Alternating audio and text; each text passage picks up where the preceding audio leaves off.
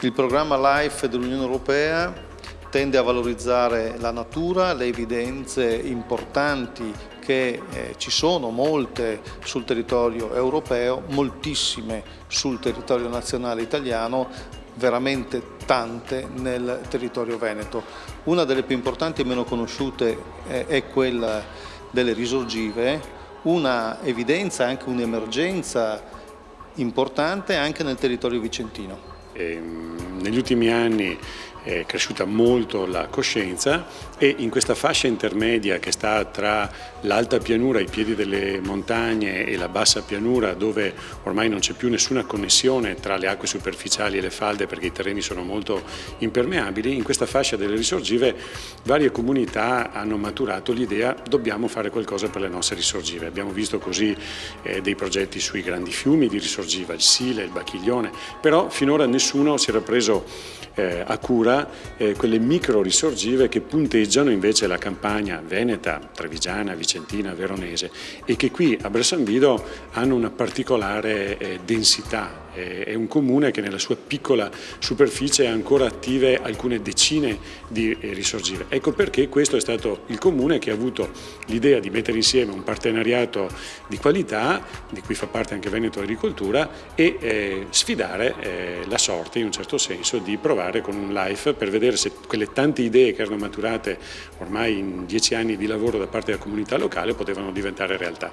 Veneto Agricoltura attraverso il suo centro di Montecchio Precalcino, Centro per la Biodiversità Vegetale, fornisce i materiali vegetali, arborei, arbustivi e anche erbacei che servono a fare le micro ricostruzioni ambientali, perché questo non è un progetto che ricostruisce un'intera foresta o un'intera zona umida. Qui andiamo a cesellare interventi da decine di metri quadrati, centinaia di metri quadrati, risorgiva per risorgiva. Montecchio Precalcino, che è un centro d'eccellenza a livello nazionale su questi argomenti, fornisce i materiali e aiuta poi i progettisti nella messa a punto dei singoli interventi. Aquaprogram, nell'ambito di questo progetto LIFE, opera nella progettazione esecutiva, opera nel monitoraggio ambientale delle risorgive sia prima dell'inizio dei lavori che dopo la fine dei lavori. Questo per vedere l'effetto che questi lavori hanno nell'ambiente. Altro punto importante è quello dell'attivazione di un contratto di risorgiva, che è un sistema di diffusione di quella che è la gestione successiva delle risorgive, che dovrà essere integrata e dovrà essere partecipata. Noi quindi abitando in un territorio ricchissimo d'acqua, con grandi risorgive, abbiamo deciso di provare a farle ridiventare belle come lo erano una volta, e quindi abbiamo partecipato ad un bando europeo, un LIFE sulla biodiversità, e siamo stati premiati con un progetto qualificante che va appunto a rinnovare e rivitalizzare le risorgive presenti nel nostro territorio. Non saranno tutte quelle che andranno ad essere toccate, ma le più significative, e saranno anche collegate da una rete, diciamo, di sentieri che potranno essere utilizzati dai visitatori, dai fruitori che vorranno venire a Bressanvido a visitarle.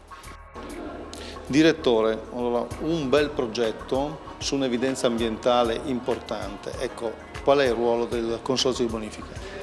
Il territorio delle risorgive, che accomuna Bressanvido anche ad altri comuni limitrofi, per il Consorzio è molto importante perché le risorgive sono una fonte d'acqua fondamentale per l'irrigazione delle campagne storicamente, e negli ultimi anni con qualche criticità dovuto all'abbassamento delle falde, che ha fatto ridurre di molto le portate delle risorgive.